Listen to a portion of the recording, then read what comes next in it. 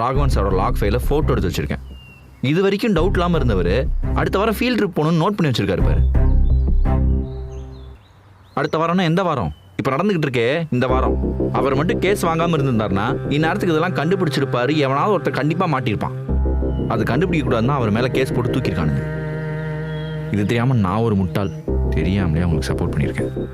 Pari sir சொல்கிறது உண்மைதான் madam. இந்த ஊரில் நிறையா தப்பு நடக்குது. நானும் பாரி சாரும் டபுள் ஷிஃப்ட் பார்த்து எல்லாத்தையும் இன்வெஸ்டிகேட் பண்ணிட்டு இருக்கோம். பகலில் தான் நான் சனி நைட்டு பாண்ட் சனி பாண்ட். இதெல்லாம் நம்பவே மாட்டியான்னு எனக்கு தெரியல இருந்தோ. ஆனால் இந்த ஆஃபீஸில் நிறையா பிரச்சனை நடக்குது. உங்களுக்கே தெரியாமல் ஃபைல்ஸில் ஃபோர்ஜரி நடக்குது இருந்தோ. அதை கண்டுபிடிக்கணும்னு நினச்சா என்ன தூக்க பார்த்தானுங்க. ராகவன் சாரை தூக்கிட்டானுங்க.